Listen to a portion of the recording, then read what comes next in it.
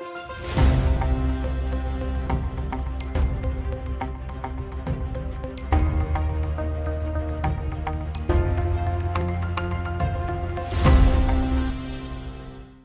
52 minutes pour convaincre » sur Gabon 24. Avec nos invités, le 26 août prochain, les Gabonais sont appelés aux urnes. Dans cette émission que vous propose la rédaction de Gabon 24, nous recevons différentes personnalités, toutes candidates à l'élection présidentielle du 26 août prochain. Pour ce jour, c'est le docteur Mike Djoktan qui a accepté notre invitation. Bienvenue dans les studios de Gabon 24. Docteur ou président, c'est selon, puisque vous êtes candidat à la prochaine élection présidentielle. Merci. Très heureux d'être là. Avec moi, pour cette émission, il y a Dimitri Abourneur de la rédaction de Gabon 24. Dimitri Abourneur, peut-être avec le docteur Mike Djoktan, aborder la question de son parcours politique, pourquoi pas. Justement, docteur, est-ce que vous pouvez nous brosser un tout petit peu votre parcours?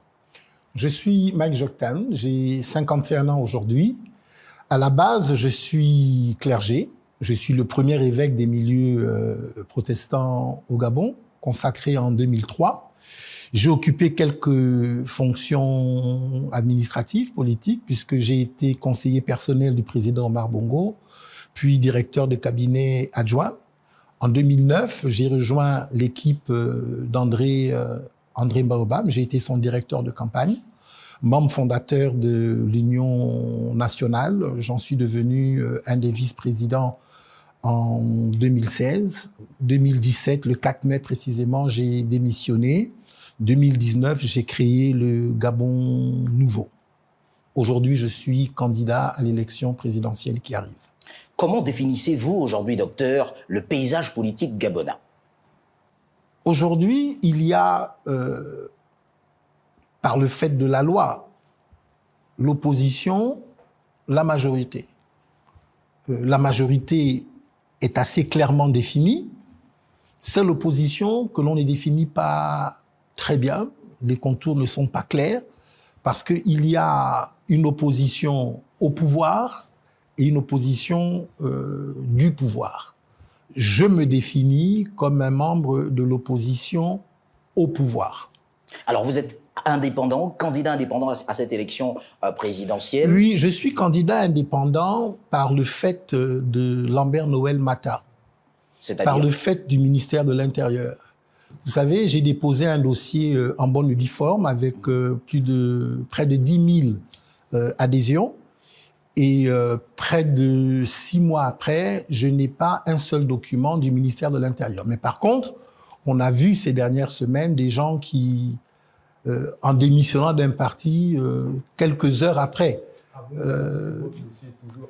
quelques heures après, ont bénéficié des largesses, des faveurs du ministère de l'Intérieur, qui en réalité aujourd'hui n'est pas un ministère républicain, mais c'est une officine du parti. Mais je le dis et je l'assume. D'accord. Docteur, comment expliquez-vous que la plupart des acteurs politiques qui se retrouvent dans l'opposition sont ceux-là même qui, hier, étaient avec le régime et qui se retrouvent dans l'opposition au régime qu'il décrit aujourd'hui? Mais je vais me déranger, mais je vais me déranger de vous dire que vous faites des affirmations que vous ne pouvez pas véritablement démontrer. Il y a une grande partie de Gabonais aujourd'hui qui sont dans l'opposition, qui n'ont jamais été avec le pouvoir en place. Il ne faudrait pas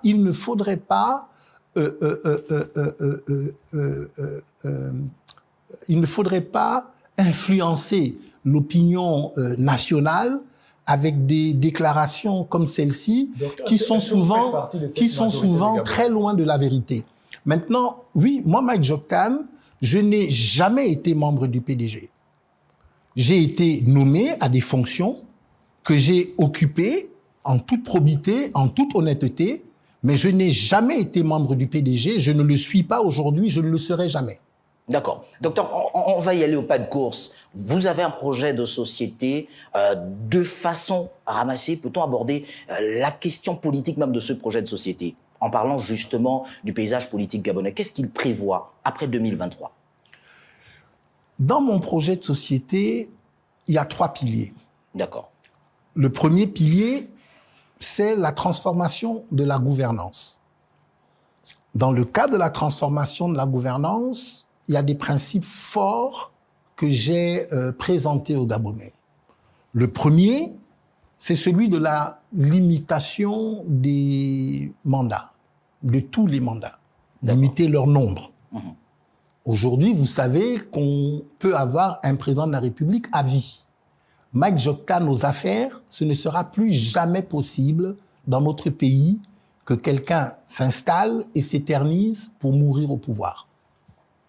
Limitation des mandats. Non-cumul des mandats.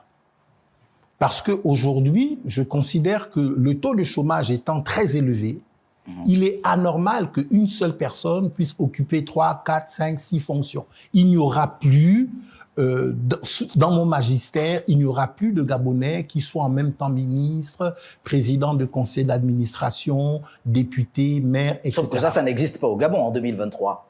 Sauf si vous avez des exemples. Hein. Qu'est-ce qui n'existe pas au Gabon? Le cumul de fonctions auquel vous faites allusion. Sauf si ça n'existe plus au Gabon, Monsieur le Président. Non, sauf si vous avez des exemples. Je pense que vous vous trompez. Okay? Aujourd'hui, au Gabon, il y a encore des cumuls de mandats. Il y a encore des personnes... Non, mais c'est pas à moi de vous donner des noms. Okay? Mais il y a encore aujourd'hui la pratique des cumuls de mandats. Et quand moi, je serai président, je mettrai fin à cela. Toujours dans la transformation de la gouvernance, il est question de briser ce que j'appelle la chaîne de corruption. La chaîne de corruption au Gabon, elle est beaucoup trop longue. Je vous donne 2 exemples qui sont importants. Le kilomètre de route, en moyenne en Afrique, c'est 150 millions. Dans un pays comme le Cameroun, qui n'est pas très loin, c'est 205 millions de francs CFA le kilomètre de route. On a découvert au Gabon que pour partir du PK5 au PK12, 1 kilomètre de route fait à peu près 10 milliards de francs CFA. C'est ça qu'on appelle la chaîne de corruption. J'entends briser cette chaîne. Récemment, Ali Bongo, le président Ali Bongo, a demandé à la Task Force sur la dette de faire un audit de la dette intérieure. 370 milliards de dette intérieure. 70% de ces 370 milliards surfacturation ou éléphant blanc. 271 milliards de dettes indues. Nous allons briser cette chaîne de corruption. Alors, je vois la question qui va venir juste après. Comment est-ce que vous allez le faire? Mais déjà, il faut que le système de répression des crimes économiques, que ce système soit renforcé. Il faut que les peines soient augmentées, soient alourdies. Et puis, il faut que la Cour des comptes et la Commission de lutte contre l'enrichissement illicite fassent effectivement leur travail et qu'elles soient tenues, lorsque l'on constate des irrégularités, qu'elles soient tenues d'ester en justice. Depuis 2003 que la Commission nationale de lutte contre l'enrichissement illicite existe, elle a traduit combien de personnes en justice pour les malversations connues. Donc voilà. En ce qui concerne la transformation de la gouvernance, j'ai donné quelques idées. Déjà, ce que nous voulons, c'est que il y ait une vraie séparation des pouvoirs, que la mainmise de l'exécutif sur le judiciaire ou sur le législatif, que cette mainmise soit levée. Bon. On m'a posé la question, par exemple, de ce que je pense de la Cour constitutionnelle. Je pense que la Cour constitutionnelle doit être totalement dépolitisée. Et que pour dépolitiser la Cour constitutionnelle, il faut déjà changer le mode de désignation des membres de la Cour constitutionnelle. Aujourd'hui, les membres sont nommés par le président de la République, le président de l'Assemblée, le président du Sénat. C'est normal que ces personnes, quel que soit le genre de vie dont elles proviennent, que ces personnes, parce qu'elles sont nommées par des politiques, qu'elles ne fassent que de la politique.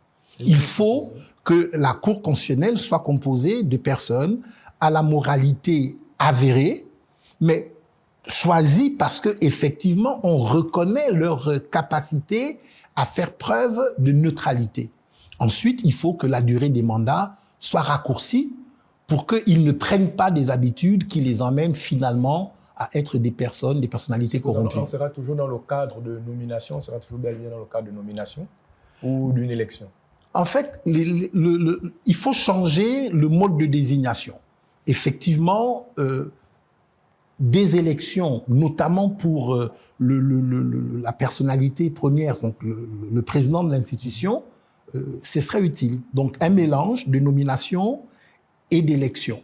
En tout cas, ce qui est clair, c'est que le mode de désignation doit être modifié. Alors là, ce sont des réformes après le 26 août prochain, si vous êtes élu président de la République. Quand je serai élu président de la République. Quand vous serez élu président de la République, docteur. Oui. Alors, moi, je souhaite que l'on aborde davantage les questions liées à votre projet de société. Soyons plus pratiques. Aujourd'hui, on sait que le développement passe par la route. Aujourd'hui, lorsque vous regardez le Gabon, combien de kilomètres de route pensez-vous être capable de construire en 5 années? Alors, j'ai expliqué que mon projet, c'est 3 piliers. Transformation de la gouvernance, transformation de l'économie. Dans le cadre, effectivement, de la transformation de l'économie, je fais des infrastructures ma priorité. À l'intérieur des infrastructures, il y a la route. Ouais. Pour que tout le Gabon soit relié, c'est 10 000 kilomètres de route linéaire. Aujourd'hui, nous sommes à 2 000. Ça veut dire quoi? Ça veut dire qu'en 60 ans, ces gens-là ont construit 18 kilomètres de route par an. Mike Joktan, président, je promets de faire un minimum de 500 kilomètres de route chaque année. Parce qu'il ne peut pas y avoir de développement dans notre pays. Et avec quels moyens? Sans la route. Mais il y a des modèles économiques qui ont fonctionné dans d'autres pays. D'abord, le Gabon a des fonds propres. D'accord. Qui sont importants. Okay? On prendra un peu à l'intérieur de ces fonds propres. Aujourd'hui, je considère que le budget de l'État, le budget annuel, il est déséquilibré. 171 milliards, par exemple, pour le ministère de la Défense. Je pense que c'est trop, qu'on peut rééquilibrer cela. C'est-à-dire, on peut prendre un peu là pour affecter ailleurs. Ensuite, il y a ce qu'on appelle des prêts concessionnels qui sont accordés à l'international sur la base des ressources que nous avons. Le Gabon est un pays riche, nous avons de l'or, nous avons du pétrole d'abord, nous avons du manganèse, nous avons notre forêt, là je cite dans l'or de l'importance de nos richesses. Mais après, il y a tellement de choses qui sont dans notre sous-sol qui ne sont pas encore exploitées. Vous savez que le Gabon a l'une des plus grandes réserves mondiales de nobium.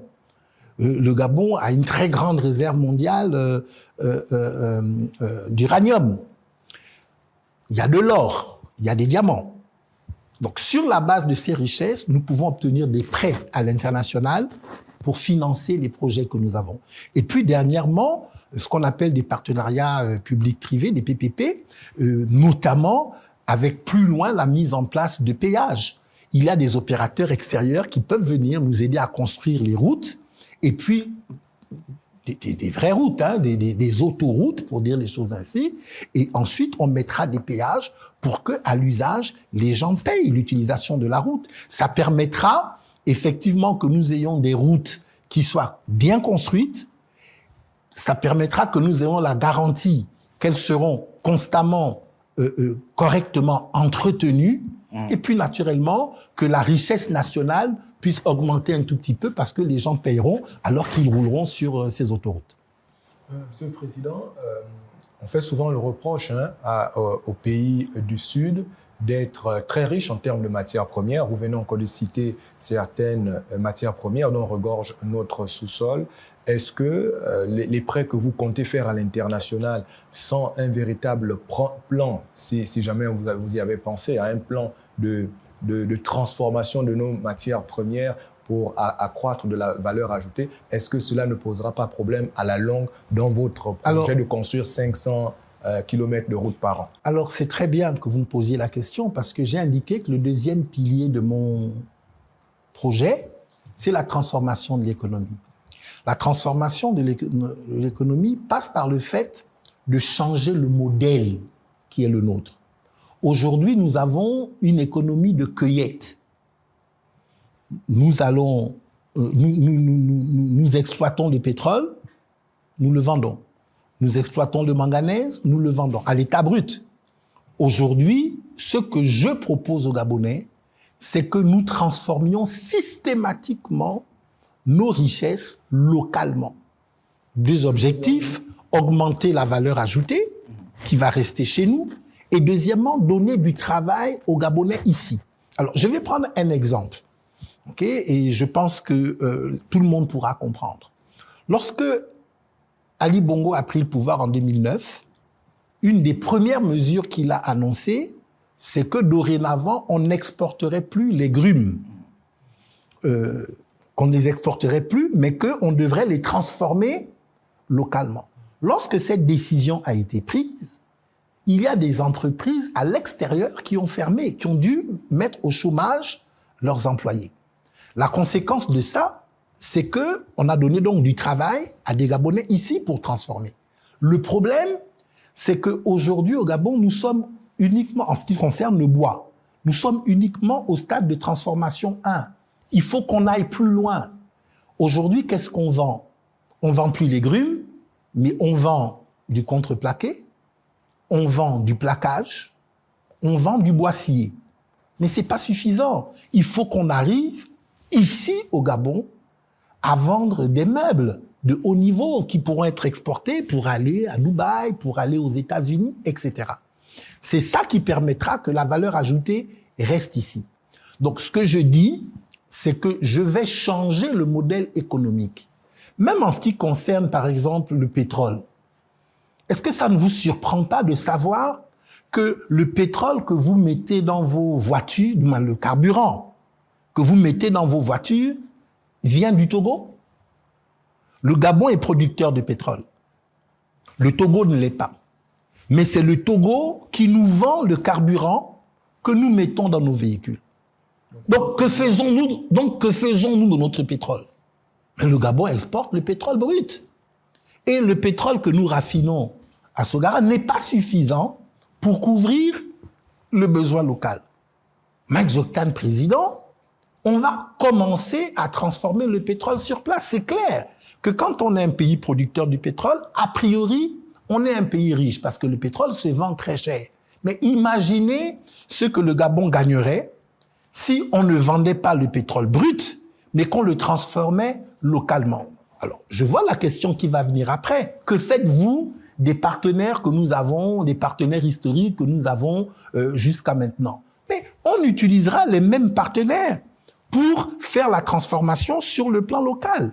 Et la valeur ajoutée dont ils ont besoin, ils viendront la chercher ici parce qu'ils seront nos partenaires. Par exemple, si nous voulons créer une raffinerie extrêmement moderne, nous n'avons pas les capacités en tant que Gabon de créer une raffinerie qui réponde à tous les critères de modernité actuels. Donc, on sera obligé, pour les besoins de transfert de technologie, de s'appuyer sur les partenaires que nous avons. Ils viendront nous aider, nous travaillerons ensemble, et naturellement, les Gabonais travailleront sur le terrain, et puis on partagera la valeur ajoutée. Alors, sauf que ce que nous aurons à partager sera beaucoup plus important que ce que nous partageons aujourd'hui. Monsieur le Président, gouverner, c'est prévoir. Attendez-vous d'être élu président pour pouvoir avoir justement des partenaires qui aideront le Gabon à construire, par exemple, des usines de transformation de ces produits localement, ou alors c'est une vue de l'esprit? Vous dites des choses, des propositions. Entre-temps, nous savons qu'en 5 années, il vous sera difficile de pouvoir réaliser tout cela. Écoutez, vous savez, l'engagement qui est le mien, d'accord, c'est de savoir ce que je veux pour mon pays et pour moi. Je sais ce que je veux pour mon pays. Après, c'est la mise en œuvre. Avez-vous déjà des partenaires avec qui vous êtes en discussion, par exemple? Vous attendez d'être élu président pour le faire? La mise en œuvre se fait graduellement dans le temps. Ce qui est clair, c'est que le mandat est de 5 ans. Dans les prochains jours, je rendrai public mon programme économique sur les 5 ans. Donc avec les partenaires déjà identifiés? Je dirais précisément ce que je compte faire sur les 5 ans. Oui. Moi, Mike Joktan, depuis les 4 dernières années, j'ai visité plus de 30 pays. D'accord. Donc, j'ai rencontré les partenaires, et les partenaires politiques, et les partenaires économiques qui peuvent accompagner le Gabon dans sa démarche de développement. Alors, on a vu, Monsieur le Président. Donc, vous me posez la question, c'est important que on va y aller au pas de course en même temps, Monsieur le Président. On a vu que le Gabon a évolué sur le plan diplomatique en se tournant un peu plus vers d'autres nations que la France en matière d'échanges sur le plan économique. Quelle serait, pour vous, si vous êtes élu président de la République, l'ambition qui serait la vôtre? Aller toujours un peu plus vers d'autres États en tournant le dos à la France, ou alors vous resterez justement en tenant compte de certaines lois, parfois qualifiées de lois non écrites? Non, mais moi, je fonctionne sur la base de principes. Quand je suis élu, je ne suis pas élu pour les Chinois, je ne suis pas élu pour les Américains ou pour les Français. D'accord. Je suis élu d'abord pour les Gabonais. Donc, c'est l'intérêt des Gabonais qui prime. Okay? Et donc, les partenariats qui seront mis en place tiendront compte des intérêts des Gabonais. Moi, je n'ai pas de préférence de l'un par rapport à l'autre. Ma préférence, c'est le Gabon. Maintenant, si la question que vous me posez, c'est qu'est-ce que je compte faire de la France? Parce que effectivement, heureusement, vous avez compris la question. Parce que effectivement, il y a actuellement en Afrique et peut-être aussi au Gabon un sentiment anti-français qui est grandissant. Si vous me demandez est-ce que j'ai un sentiment anti-français, moi je n'en ai pas. Mais je dis simplement que dans la gestion des contrats futurs, j'ai été élu par les Gabonais, c'est l'intérêt des Gabonais d'abord qui primera. La France si ce que les Français restera un partenaire privilégié, Monsieur le Président. Mais la France ne peut pas ne pas être un partenaire privilégié parce que nous avons une relation historique, parce que la langue que nous utilisons pour communiquer même entre nous, Gabonais, c'est le français. Donc la France restera un partenaire privilégié. Mais sauf que, et je l'ai dit, j'ai rencontré les autorités françaises à plusieurs reprises, je leur ai dit que la nature des relations doit être revisitée de façon à ce que tout le monde gagne. Monsieur le Président, c'est cette stratégie finalement de transformation de l'économie qui vous permettrait également de lutter contre le chômage? Oui, absolument. En fait, ce que je voudrais que vous compreniez, c'est que la transformation de l'économie conduit à la transformation sociale. Parce que mon objectif, in fine, c'est d'éradiquer la pauvreté, d'éradiquer l'extrême pauvreté. Vous savez que un tiers des Gabonais vivent en dessous du seuil de pauvreté. 95 000 familles vivent avec moins de $1, donc 600 francs CFA par jour. Il faut éradiquer l'extrême pauvreté. Mais pour éradiquer l'extrême pauvreté, il faut la transformation de l'économie parce qu'il faut que l'État puisse disposer de moyens pour pouvoir faire le social. Donc oui, la transformation de l'économie va nous conduire effectivement vers la réduction du chômage. D'ailleurs, quand je parle de la transformation de l'économie, j'ai parlé du changement du modèle. Mais il faut aller plus loin. Il faut diversifier l'économie. Alors, je sais que le mot diversifier l'économie, on l'entend depuis longtemps. Et un des domaines dans lesquels on doit aller inéluctablement, c'est l'agriculture. Le Gabon doit donner à manger aux Gabonais. 4% de ce que nous mangeons, nous le produisons localement. 96%, nous importons. Ça veut dire quoi? Ça veut dire que, parce que on me pose la question dans la rue, pourquoi est-ce que manger au Gabon coûte aussi cher? Vous savez qu'en Côte d'Ivoire, avec 200 francs, vous achetez un tas de bananes. Ici, le même tas de bananes vous coûte 2000 francs. Mais voilà, parce que effectivement, la banane que nous mangeons ici, nous la produisons pas. Nous la faisons venir. Nous la faisons venir d'ailleurs. Et bon, oui. Et comment comptez-vous faire justement pour ramener les Gabonais à l'agriculture, par exemple? On a écouté ce concept, ce projet de société, le retour à la terre, par exemple, qui a été initié par les gouvernants actuels. Mais vous, qu'allez-vous faire? Quels sont les mécanismes que vous mettrez en place? Il faut plus que des discours. Il faut des actes concrets. Aujourd'hui, les experts africains disent que pour que nous atteignions l'autosuffisance alimentaire, il faut consacrer, le Gabon, 10% de son budget annuel à l'agriculture. Aujourd'hui, le Gabon consacre 0,9% de son budget à l'agriculture. En 2022, c'était 23 milliards. vous mettez 23 milliards pour l'agriculture en face de 171 milliards pour la défense. Vous D'accord. mettez combien pour l'agriculture, Ok. monsieur le Président? 10%. Ça veut dire que Mike Joktan, président, on mettra un minimum de 200 milliards, 250 milliards sur l'agriculture. D'accord. Et nous allons aborder justement la question des mécanismes. Et quand on parle de mettre 250 milliards sur l'agriculture, parce que laissez-moi dire ça aux Gabonais, il faut qu'ils comprennent. D'accord, je vais vous laisser Quand on le parle- dire, Monsieur quand le on Président, en parle- deuxième partie de cette émission. Quand on Malheureusement, parle- quand nous on sommes parle- arrivés au terme de cette Quand on première parle partie de mettre l'émission. 250 milliards dans Docteur, l'agriculture, ce n'est pas seulement 250 milliards dans le fait de planter et de récolter. D'accord. On plante, on récolte, on transforme. D'accord. Donc, l'agriculture et puis ensuite l'agro-industrie. Merci, Et docteur. tout cela avec un système de formation. Parce que si les Gabonais ne vont pas vers l'agriculture, c'est aussi parce qu'ils ne connaissent pas. Il D'accord. faut qu'ils Merci, soient formés docteur. et Merci. qu'ils développent ces compétences. Merci, docteur. Merci à vous également de rester de nôtres sur Gabon 24 parce que, docteur, nous allons pouvoir passer à la deuxième partie de cette émission avec nos téléspectateurs. Je rappelle, l'émission 52 minutes pour convaincre vous donne la possibilité de revoir avec nos invités le contenu de leur projet de société, savoir qu'est-ce qu'ils proposent, qu'est-ce qu'ils présentent aux Gabonais pour que ces derniers ont la possibilité de faire un choix justifié au soir du 26 août prochain. On se retrouve dans une poignée de secondes seulement.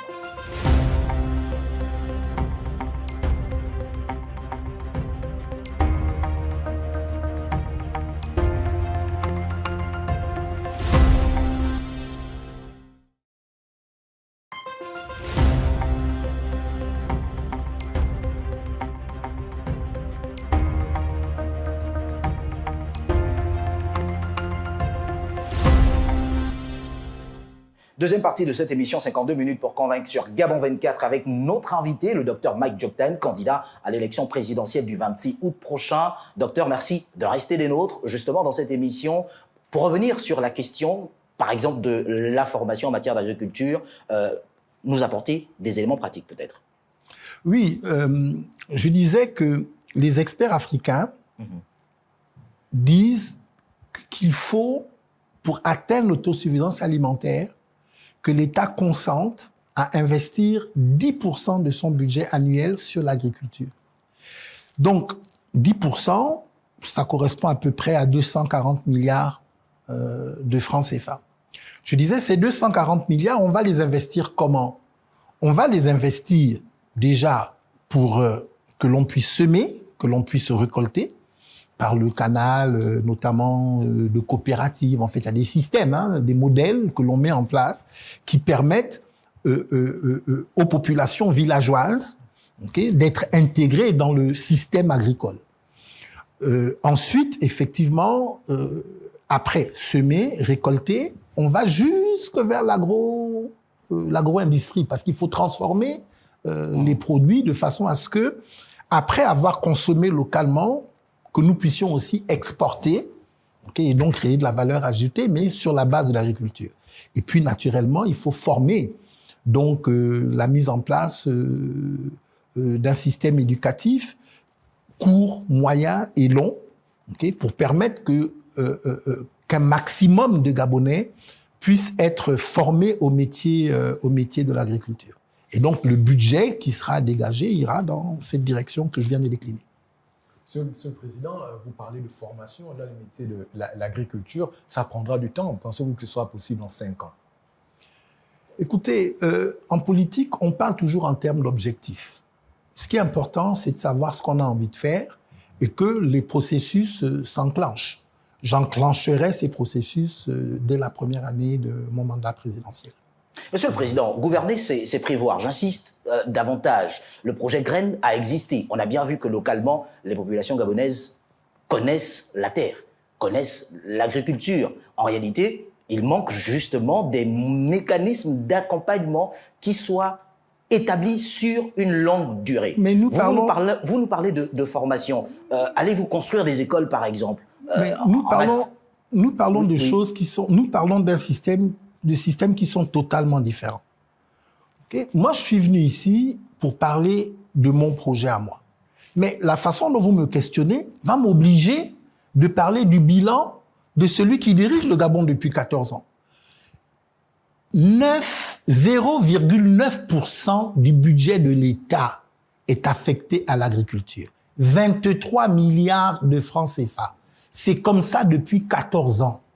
Que voulez-vous faire avec 23 milliards? Ce que eux ont dépensé en 14 ans, j'entends le dépenser en un an. Allez-vous Donc construire des j'espère que écoles vous pour former comprenez quand même justement, que docteur, nous ne parlons pas de la même chose.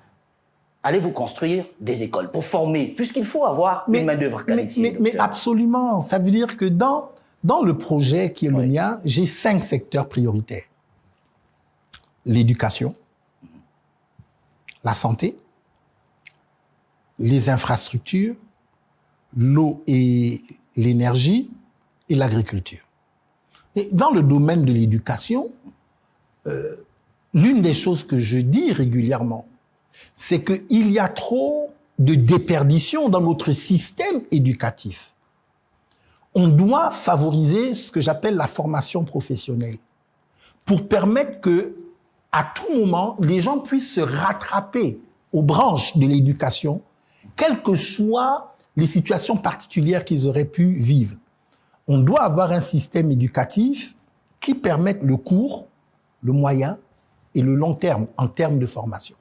On doit pouvoir former certaines personnes en 3 mois, en 6 mois. D'autres, effectivement, peuvent être formés en 10 ou 15 ans. Okay? Il doit y avoir cette volonté politique. En ce qui concerne un pays, ce qui compte d'abord, c'est la volonté politique.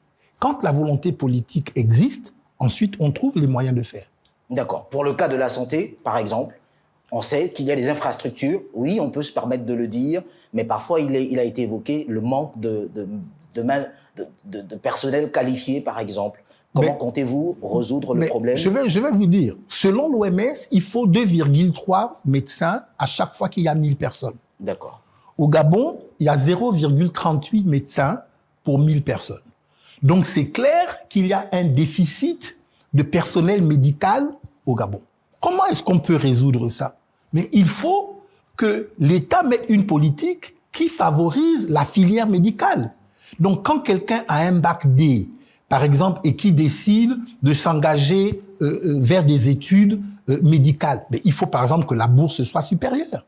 Il faut que, au niveau des bourses et stages, on définisse par exemple que cette année, on va donner plus de bourses pour ceux qui vont dans ce secteur. Ce sont des décisions que l'État peut prendre pour faire en sorte que nous puissions combler le déficit que nous avons en médecins. Maintenant, j'espère que vous comprenez que le problème de la santé chez nous, c'est au-delà des médecins. Nous avons des choix que nous avons faits qui, de mon point de vue, ne sont pas rationnels. Lesquels, monsieur le Président? Par exemple, le fait de vouloir évacuer les Gabonais lorsqu'ils sont malades, de les envoyer se soigner au Maroc, en Tunisie, en France, en Afrique du Sud. Est-ce que ce ne serait pas plus simple que les plateaux techniques qui sont là-bas, qu'on les installe ici pour que ça bénéficie à tout le monde? D'autant plus que vous savez que pour l'obtention de ces évacuations sanitaires, il faut avoir les bras longs. Et que ce n'est pas le fils de la dame de ménage qui est atteint d'une maladie très grave qu'on va envoyer. Encore que ça, c'est vous qui le dites. C'est moi qui le dis et je l'assume. Et je suppose que je le dis sur une chaîne qui est publique et que les Gabonais m'entendent. Et les Gabonais savent si ce que j'ai dit est vrai ou pas. Les dames de ménage dans notre pays, elles savent combien de leurs enfants ont été évacués au Maroc ou en Tunisie lorsqu'ils étaient malades. Vous et moi, nous savons que nous sommes dans une république où les favorisés sont toujours favorisés et les défavorisés sont toujours défavorisés. De laquelle des républiques vous parlez, Monsieur le Président? Je parle du Gabon. D'accord. Monsieur le Président, pour emboîter le pas sur le même domaine de la santé, on sait qu'il y a certaines structures à l'intérieur du pays qui manquent en personnel parfois. Est-ce que vous allez évaluer comme ça des quotas, un nombre précis de personnel soignant que vous allez affecter à l'intérieur du pays? Le problème de la santé au Gabon est un problème majeur. Je vous ai expliqué que dans mes 5 chantiers prioritaires, il y a le chantier de la santé. Tout à l'heure, j'ai indiqué que effectivement, il y a un déficit de personnel médical et que ce déficit, il faut le combler. On ne pourra pas le combler en un an. Vous savez que la formation d'un médecin, c'est un minimum de 7 ans. Okay? Mais il faut que la volonté de combler ce déficit soit là. Ensuite, effectivement, il faut revaloriser la fonction médicale. Les médecins au Gabon sont sous-payés. Quand vous comparez le salaire d'un médecin, par exemple, avec le salaire de quelqu'un de même catégorie au ministère des Finances, c'est la nuit et le jour, ou au ministère du Pétrole. Donc, il faut revaloriser le salaire des médecins pour que, effectivement, les gens aient envie d'être médecins et que les médecins aient envie de travailler dans les structures publiques. Aujourd'hui, c'est à peu près, il y a 42%, 48% du système, disons, des établissements de santé sont privés. 52% sont publics. Donc, c'est équilibré. Okay? Mais ça ne devrait pas être équilibré. Il devrait y avoir plus de structures publiques que de structures privées. Il y a beaucoup de structures privées parce que le public ne paye pas bien ses médecins. Donc, moi, je suis pour qu'on revalorise le salaire des médecins. Je disais, il y a d'autres problèmes. Il y a le problème... Il y a un troisième organisme. On voit le SAMU social qui initie parfois des caravanes itinérantes à l'intérieur du pays pour offrir des prestations sanitaires gratuites. Est-ce que vous êtes pour renforcer ou accompagner cette structure ou bien vous pensez que les structures privées et publiques suffisent? Non. Écoutez, je peux pas, en homme politique responsable, dire que quand on fait du bien, okay, qu'on doit limiter la capacité que des Gabonais ont à faire du bien à d'autres Gabonais. Donc la structure du SAMU social, je la connais bien, j'en connais son responsable, son directeur général, et je suis admiratif, okay, devant le cœur, devant l'énergie, okay, qu'il met, okay, à venir apporter des solutions aux Gabonais. Mais vous comprenez que le SAMU social ne peut pas être la solution aux problèmes de santé nationale. D'accord. Okay? L'État doit créer les conditions pour que les Gabonais puissent être soignés correctement sur place. Ils doivent créer les conditions pour que le coût de la prestation médicale ne soit pas trop élevé. Dans mon projet, je prévois par exemple la gratuité des soins médicaux pour les enfants de 0 à 5 ans. Et puis pour les personnes retraitées. Pour les personnes de 0 à 5 ans, pourquoi? Mais parce que le Gabon est un pays qui est sous-peuplé. Le taux de mortalité infantile, il est à 44, presque 45%. Donc 45 pour 1000. 45 pour 1000. Oui, 45 pour 1000, le taux de mortalité infantile. C'est trop élevé. Okay? Donc, gratuité des soins de 0 jusqu'à 5 ans. Parce qu'il faut que nos nouveau-nés vivent. Gratuité des soins pour les retraités, parce qu'effectivement, ils ont travaillé toute leur vie. Okay? Normalement, ils ont cotisé. Okay? Et ils arrivent à une période où, effectivement, ce sont eux les plus souffrants dans leur corps. Il faut que l'État les accompagne.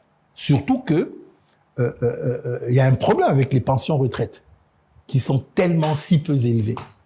Ça, c'est vous qui le dites. Monsieur le Président, qu'allez-vous faire pour le logement, C'est pas moi qui le dis, c'est factuel. Monsieur le Président, qu'allez-vous faire pour le logement? Ce n'est pas moi qui le dis, okay, parce que les Gabonais nous entendent. C'est factuel.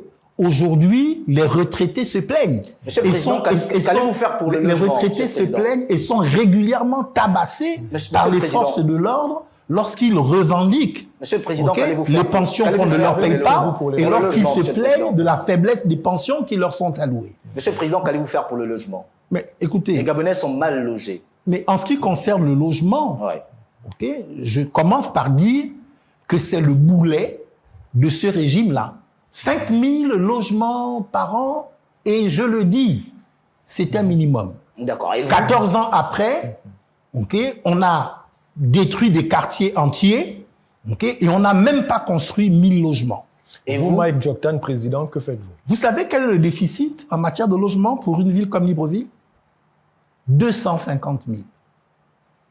Il y a un déficit de 250 000 logements à Libreville. Je ne parle pas de l'ensemble du Gabon. Comment on y Je remédie, répète, Monsieur le Président? pour être entendu, 250 50 000. Moi, je fais le tour du Gabon. Les Gabonais ne sont pas correctement logés. Les Gabonais vivent dans une indigence qui est indescriptible à cause de la faiblesse du logement. Donc, quand je vous explique que mon programme économique inclut les infrastructures, mais naturellement, je pense au logement. Okay? Nous devons accompagner les Gabonais pour qu'ils se logent. Alors, il y a plusieurs façons de se loger. Okay? On se loge parce qu'on est en location, on est locataire. On se loge parce qu'on est propriétaire. Okay? L'État doit créer les conditions pour permettre aux Gabonais d'être propriétaires. Alors, donnez-moi le temps de dire ça, s'il vous plaît. Okay? D'être propriétaire. Ça passe par le fait que même les petits fonctionnaires puissent avoir accès au crédit bancaire. L'État doit créer un fonds de garantie pour les logements des Gabonais, qui serait positionné dans les banques, qui permettrait aux Gabonais à faible revenu de pouvoir bénéficier de prêts bancaires pour pouvoir acheter et rembourser sur 15, 20 ou 30 ans. Comme ça se fait dans les autres pays. Monsieur le Président, c'est une très belle initiative. En matière de logement, en matière de logement, on ne va pas réinventer la roue. Hein. On fait exactement ce qui se fait dans les autres pays et qui a fonctionné. Ça se fait en Côte d'Ivoire. Combien ça pourrait coûter, Monsieur le Président, disait Dimitri Abonder? Honnêtement, je ne veux pas donner de chiffres, je ne veux pas avancer de chiffres que je n'ai pas en ma possession sur ce sujet. Gouverner, c'est prévoir. Lorsque vous serez président de la République au soir du 26 août, cela fera encore l'objet d'une étude? Non, parce qu'en réalité, ce que nous voulons mettre en place, c'est un système, c'est un cadre, c'est un dispositif. On ne dit pas que c'est l'État qui va construire les maisons pour les Gabonais. Mais on dit l'État crée les conditions pour que les Gabonais puissent bénéficier d'accompagnement par les institutions financières habilitées pour qu'ils puissent construire. L'État doit viabiliser les zones, en fait rendre habitables les zones où les gens peuvent venir implanter leur maison. Donc, effectivement, il y a des dépenses qui sont liées à cela. Mais à ce stade, je ne les ai pas encore chiffrés. D'accord. Dimitri Abonder. Oui. Monsieur le Président, vous avez parlé de 3 grands axes dans votre programme. Vous avez évoqué 2 grands. Lequel était le 3e, finalement? Transformation de la gouvernance, transformation de l'économie, transformation sociale. La transformation sociale a pour objectif d'éradiquer l'extrême pauvreté. Comment ça se fait, Monsieur le Président? Mais il y a 2 façons. Soit on distribue de l'argent, et ça se fait dans les grands pays. Par exemple, lorsque quelqu'un est au chômage, il touche l'allocation chômage. Dans un pays comme le Canada, il y a ce qu'on appelle le bien-être. Ça veut dire que quand on a atteint un certain âge, l'État, toujours une autre façon de distribuer de l'argent, ce sont les allocations familiales. Lorsque une femme accouche d'un enfant, elle perçoit des allocations familiales. C'est la distribution des richesses du pays, mais qu'on met à disposition de la population. Mais la deuxième méthode, c'est effectivement de réduire le coût d'un certain nombre de prestations. Dans ce contexte-là, par exemple, je dis, en ce qui concerne l'éducation, l'État doit construire des internats. Et tous les Gabonais, et particulièrement ceux de nos villages, doivent pouvoir être amenés dans ces internats aux frais de l'État. L'école doit être cadeau pour les enfants jusqu'à au moins l'âge de 16 ans. Donc, en faisant cela, ce sont des prestations sociales, ce n'est pas de l'argent qu'on distribue, mais c'est des services qu'on offre aux populations qui leur permettent de souffler financièrement. Ce que vous êtes en train de dire, c'est que vous prévoyez mettre en place les 2 méthodes pour ce qui concerne le Gabon? Absolument. Dans mon projet, je prévois, par exemple, rétablir la bourse pour les collégiens et les lycéennes. Moi, je suis un enfant de la bourse. Okay? J'ai fait toutes mes études secondaires avec la bourse de l'État. Les 24 000 qu'on nous donnait à l'époque. Je compte rétablir ça. Je compte rétablir les internats. Je compte établir la gratuité. Déjà, lorsqu'une femme tombe enceinte, dès qu'elle tombe enceinte, elle doit être prise en charge par l'État. Parce qu'on considère que un bébé gabonais dans le ventre d'une femme, c'est précieux. Donc, dès qu'elle tombe enceinte, elle est prise en charge par l'État. Les visites prénatales doivent être gratuites jusqu'à ce qu'elle accouche. Quand elle a accouché, de 0 jusqu'à 5 ans, l'État continue d'accompagner cet enfant parce qu'il faut que cet enfant-là vive. On est sous-peuplé. Voilà. Donc, des mesures de ce genre. Mais Monsieur le Président, des mesures de ce genre, on constate bien que c'est un ensemble de réformes, mais qui vont coûter très cher à l'État. Où est-ce que vous trouvez finalement les ressources, puisque votre plan prévoit la transformation de l'économie, et on sait que la transformation de l'économie, ce n'est pas en 5 ans que vous aurez les résultats. Toutes ces différentes charges que vous augmentez à l'État, où est-ce que vous trouvez les ressources? Mais j'ai expliqué tout à l'heure que la transformation de la gouvernance conduit à la transformation de l'économie, qui, elle, conduit à la transformation sociale.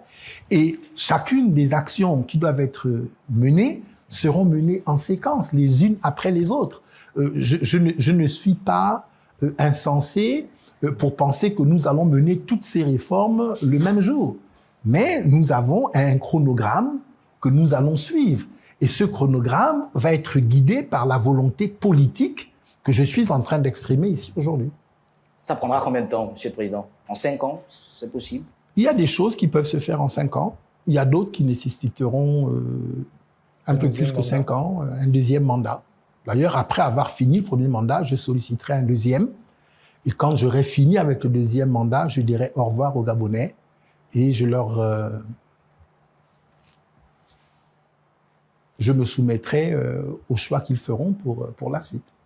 Alors, sur le plan social, puisque nous y sommes, et d'ailleurs nous y restons, Monsieur le Président, comment aujourd'hui vous pensez qu'on peut parvenir à résoudre de façon définitive la question également des effectifs pléthoriques dans les salles de classe? Vous parlez de l'éducation, et d'ailleurs, vous faites bien de le rappeler, il serait judicieux que pour l'école, il y ait une véritable gratuité au Gabon. Mais comment faire pour résoudre, par exemple, la question des effectifs pléthoriques, le manque d'enseignants à l'intérieur du pays, dans certaines circonscriptions, par exemple, où jusqu'à ce jour, en année scolaire, parfois, il y a des enfants qui n'ont pas de classe parce qu'il manque des enseignants. La situation de l'éducation à l'intérieur du pays est un casse-tête. C'est un problème très grave. Moi, j'ai visité des villages où il y a un seul enseignant pour tout le village et il enseigne de la maternelle jusqu'au CM2, par exemple.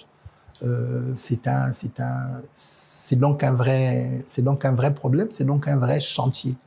Mais j'ai constaté que les pays qui nous environnent, par exemple la Guinée équatoriale ou le Cameroun, qui ont des frontières communes avec les nôtres, ont réussi à résoudre ce problème. Et il est possible à un petit Camerounais d'aller à l'école, de la maternelle jusqu'en terminale, sans quitter son village. Bon, comme ce sont des pays qui ont des économies qui ne sont pas très loin de la nôtre, si eux, ils ont réussi, c'est que nous aussi, normalement, nous devons réussir. Maintenant, je comprends que ce n'est pas un problème qu'on va résoudre en 1 mois ou en 2 mois. C'est une politique qui va se mettre en place sur le moyen et sur le long terme. Mais déjà, ce qu'il faudrait, c'est renforcer la capacité des écoles dans les chefs-lieux de province. Et c'est pour ça que j'ai prévu, notamment, que l'on y construise des internats, pour permettre que, sans avoir à se déplacer trop, mais que celui qui est dans un village à 50 km, à 80 km, qu'il puisse néanmoins bénéficier du même niveau d'éducation, du même niveau de scolarisation que ceux qui sont à Libreville ou à Port-Gentil, Franceville, Oyem, qui sont dans les grandes villes. Oui, mais par la suite, Monsieur le Président, là, on parle là du cours secondaire. Il y a le problème de l'université Omar Bongo, qui est aujourd'hui, saturée, pour le dire simplement. Est-ce que vous prévoyez également des universités à l'intérieur des provinces ou quel est votre plan à vous? Alors, toujours le bilan. L'UOB construite en 1970 pour accueillir 8000 élèves. Aujourd'hui, ils sont 40 000. Donc, c'est un vrai problème. Mais c'est-à-dire, je jette comme ça parce que je suis ici pas pour parler du bilan des autres. Hein, je suis ici pour présenter mon projet, mon programme. Mais il faut quand même reconnaître que ces gens-là ont un bilan qui est extrêmement faible. Oui, je suis d'accord avec vous qu'il faut qu'on construise des universités à l'intérieur du pays. Pas simplement qu'on aille, par exemple, à Port-Gentil poser une première pierre. Okay, il faut poser la première pierre et puis ensuite il faut construire. Je suis d'accord avec ça. Vous construisez combien d'universités concrètement? Je n'ai pas compris la question. Vous construisez combien d'universités? Mais les universités se construisent sur la base des besoins. Aujourd'hui, nous avons une université qui a des effectifs pléthoriques. Commençons déjà à en construire une deuxième. Comme ça, on résout déjà un peu le problème de la surpopulation de cette université. Ce qu'il faudrait effectivement, c'est que les grandes villes que nous avons dans le pays soient dotées d'universités et que quelqu'un qui a vécu toute sa vie à Port-Gentil ne soit pas obligé, par exemple, d'envoyer ses enfants à l'université à Libreville. Il doit pouvoir trouver le même type d'université dans une grande ville comme Port-Gentil. Ça me paraît évident. Cela m'amène à poser donc finalement la question de savoir, est-ce qu'on reste dans ce même système éducatif ou bien on met l'accent peut-être sur la formation professionnelle? Mais j'ai indiqué tout à l'heure que la formation professionnelle, nous ne pouvons pas y échapper pour une raison simple. C'est que si vous avez 100 enfants qui commencent ensemble à la maternelle, au moment d'arriver à l'université, il doit en rester peut-être 7 ou 8. Ça veut dire qu'il y a près de 90 qui se sont perdus entre-temps. Mais ces 90 ne doivent pas être perdus de façon définitive.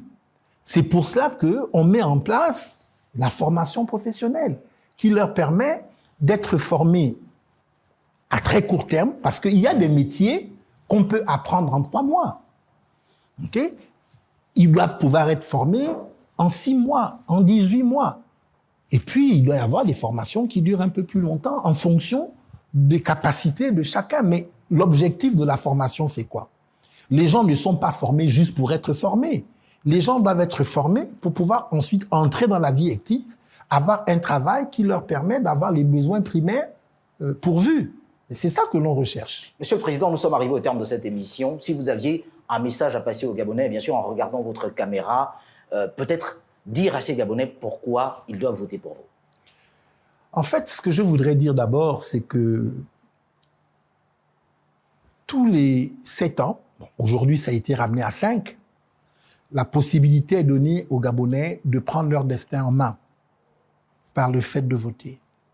Même quand on n'est pas militant, parce que je comprends que tout le monde ne puisse pas être militant, on a néanmoins la responsabilité de faire ce choix. C'est tous les 7 ans. Maintenant, c'est tous les 5 ans. Quand on a raté ce choix, les années qui suivent sont des années difficiles. Je veux demander aux Gabonais de reprendre espoir. Que personne ne reste chez lui le 26 août. Que chacun exerce son choix en toute liberté, en son âme et conscience. Le vote est trop précieux pour être vendu. Pour 5 000, pour 10 000, pour 20 000, même pour 1 million. Chacun doit voter en son âme et conscience, en sachant qu'au travers de son vote, il détermine ce qui va lui arriver pendant les années qui vont suivre. Dans le cas du Gabon aujourd'hui, c'est dans le cadre des 5 années qui vont suivre. Je suis Mike Joktan, je suis candidat à l'élection présidentielle. J'ai un projet clair, j'ai une vision claire, j'ai un amour sans limite pour ce pays. J'ai fait le choix de consacrer le reste du temps qui me reste à vivre au service de mon prochain, au service de mon pays. Maintenant, servons le Gabon. Aidez-moi à servir le Gabon. Laissez-moi servir le Gabon. Merci. Merci à vous d'avoir accepté notre invitation. Je rappelle que vous êtes le docteur Mike Djoktan, candidat à l'élection présidentielle du 26 août prochain en République gabonaise. Dimitri Abourneur, nous sommes arrivés au terme de cette émission en espérant retrouver bien sûr les téléspectateurs lors d'un autre numéro de l'émission 52 minutes pour convaincre sur Gabon 24. Au revoir.